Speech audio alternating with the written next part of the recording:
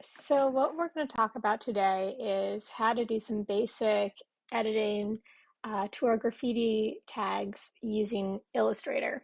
And so, to do this, what you're going to want to do is you are going to download the letter that is currently in Blackboard, and you're going to open it in Illustrator.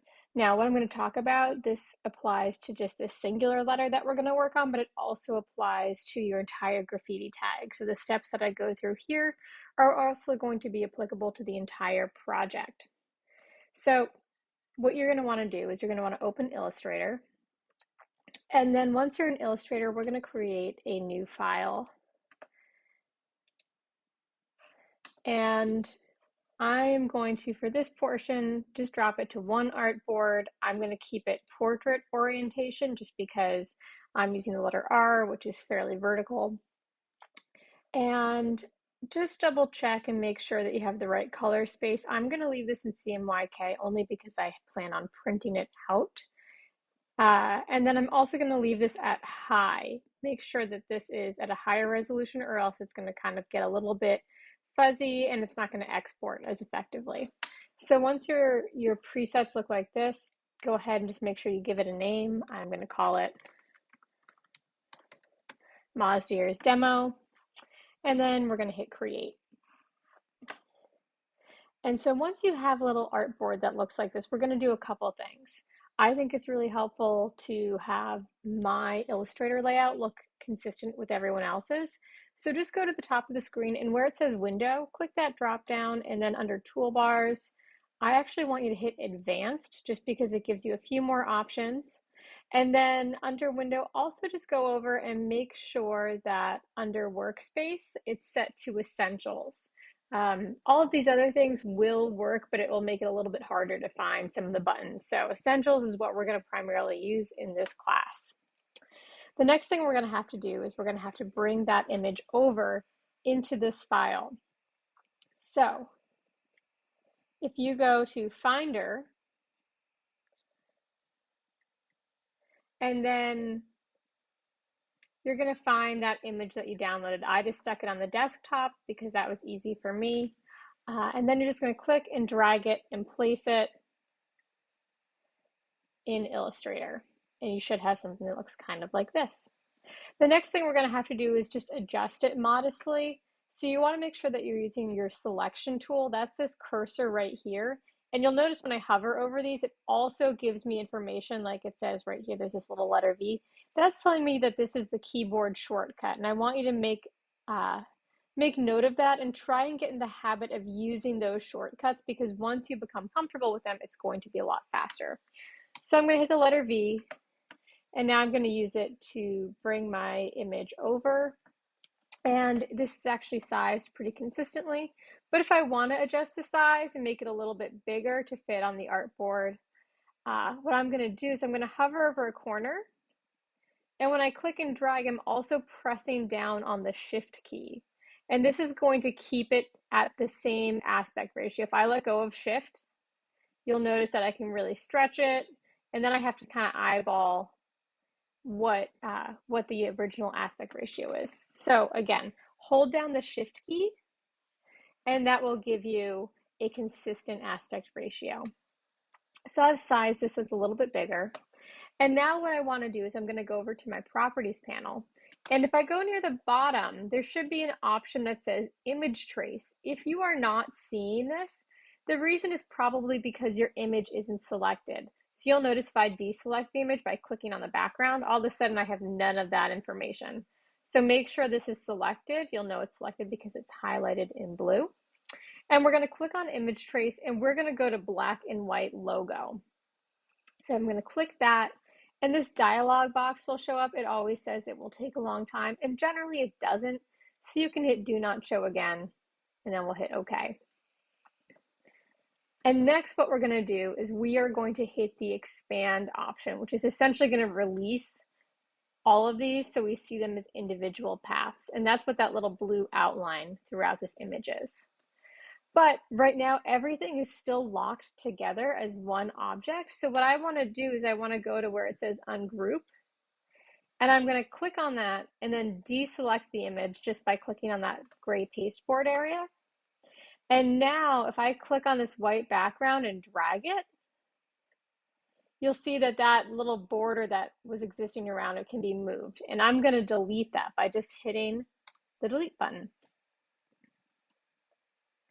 All right, so now I have this letter R. I'm not going to worry. You'll notice that these other pieces can be moved around.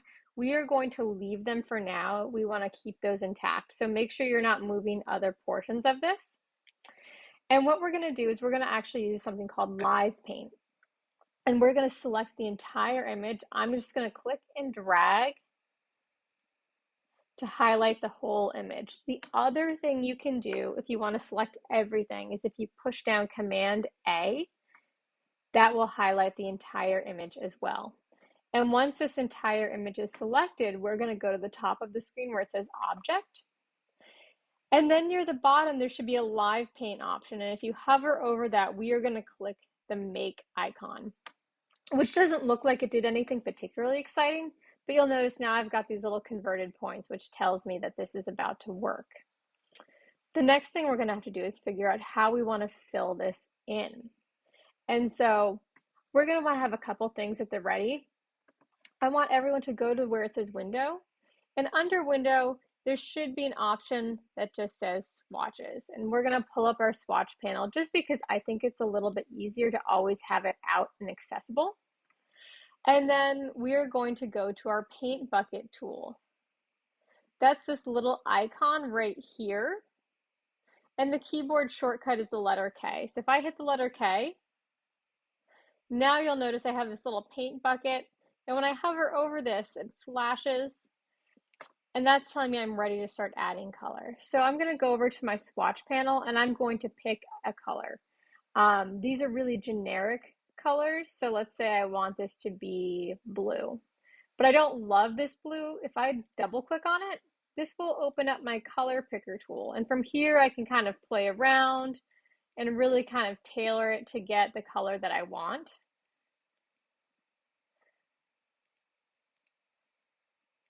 So I'm going to pick maybe an aqua blue. I'm going to hit OK. And you'll notice it pops up right here. And if I like this color and I want to save it, all I have to do is click on it and drag it and pull it down here. And now it's going to exist in my little swatch panel. So if I go back over here and I hover, I can start filling in my little letter.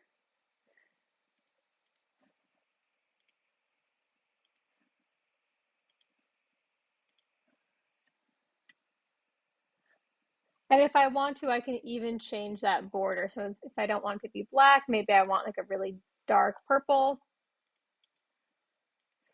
a little bit subtle, I can do that as well.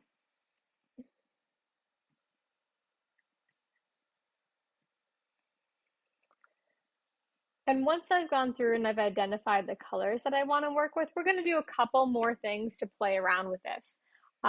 We want to give this maybe a little bit more dimension and a little bit more highlight. So we're actually going to leave our paint bucket tool. We can come back to it later and go back to our selection tool. That's this little icon right here, keyboard shortcuts letter V. And now what I want to do is I'm actually going to pull up the line segment tool. It's this thing that looks like a little slash. And I'm going to zoom in. You can do this on your keyboard by hitting the Command plus option. And I'm going to kind of find one of these kind of shadowed areas down here. And I am going to make a line. So I'm going to click and drag to make a line. And now I want my line to have a color because this is obviously not particularly impressive.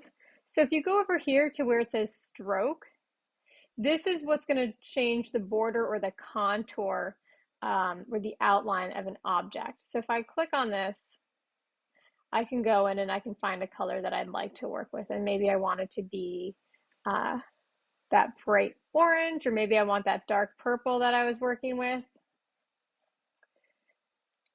And now what I can do is I'm going to click right here and I'm just going to up the stroke width a little bit to make it a little bit heftier.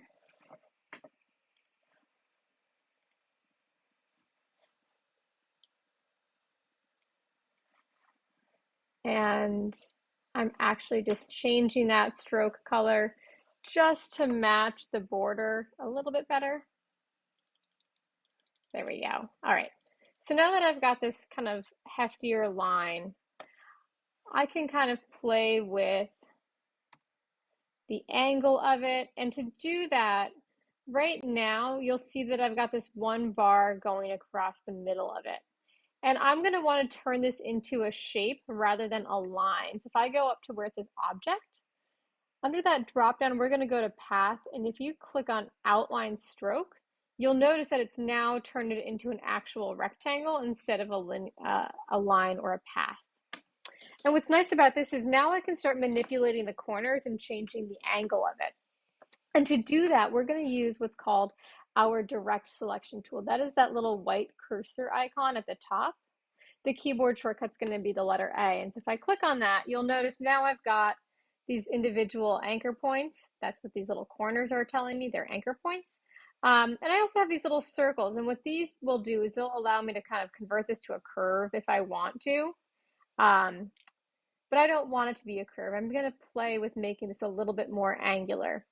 And so if you click on one of these corners, you'll notice, if you have really good vision, that there's a really tiny white dot in the middle. And that's telling me that now if I click on an anchor point, I can kind of drag it and manipulate these to make it a little bit more dynamic. And so if I want to kind of repeat this, I can go back to my regular mouse tool, that's the letter V, and I'm going to copy and paste this. And the shortcut for that is going to be Command C and Command V.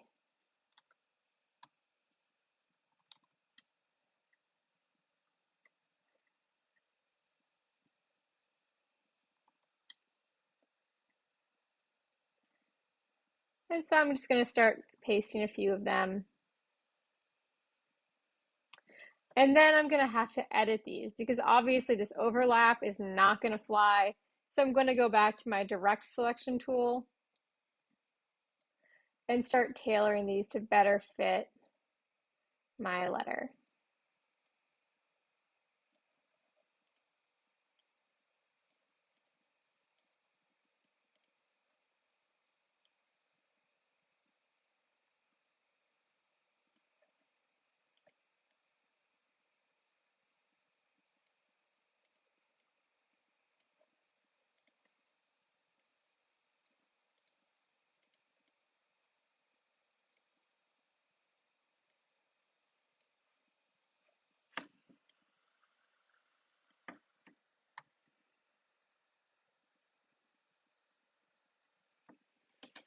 And so this is a nice way to give a little bit extra dimension to your letter. You could also use this to create highlights in addition to creating some depth.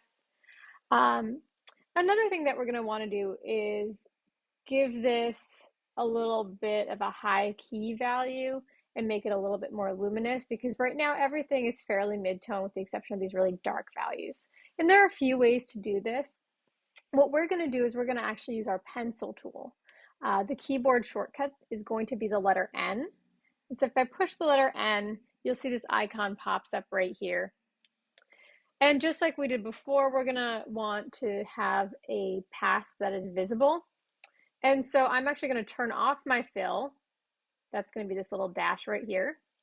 And then under stroke, we're gonna want a brighter color. I would say that yellow might be a little bit intense, so maybe I'll double click it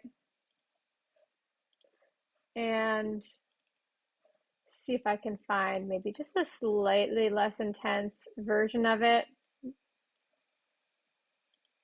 There we go. And I'm going to save it down here. So now what I'm going to do, now that I've got this bright value picked out, is I'm going to pick where I want to put a highlight. And if I click and drag, it'll give me this little line. And now what I can do, if I want to move it, I can use my little direct selection tool to kind of tease it a little bit and get it where I want if I'm not happy with the curve that I made.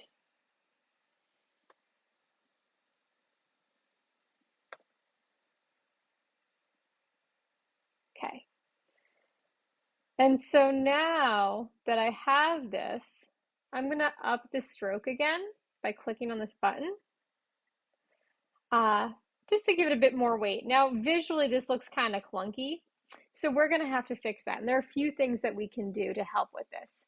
If I click on the word stroke, this drop down is going to appear.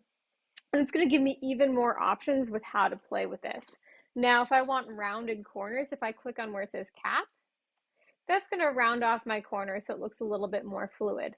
The other thing I can do with is where it says profile, if I click this drop down, it's going to give me a few different path options. So if I want something that's a little bit looser or a little bit more organic, I can play with that to see if there's something that better fits what it is I'm trying to do. Again, you don't have to use these, but it's worth playing around with them to see if they're going to help you out. And now what I want to do is I'm actually going to go up to where it says effect. And we're going to want to soften this. So under effect, there should be an option that says blur. And we're going to pick that first option. And you'll notice that as soon as I click it, I've got this sort of softer glow. And I would encourage you to turn on the preview just so you can see what it does.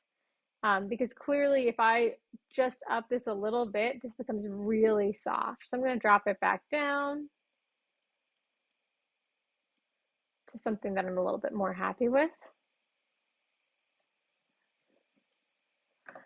And now I might say, okay, I like this, but maybe I don't love it. It still feels a little heavy. So what you can also do is you can go over to the opacity slider. And if I drop down the opacity on this, it'll also soften that to become a little bit more subtle. And so there are a lot of ways you can kind of play around with this to change the path until you find something that looks satisfactory to you. And that is a kind of general introduction to how to start playing with color, starting to add some depth, some highlights to your lettering.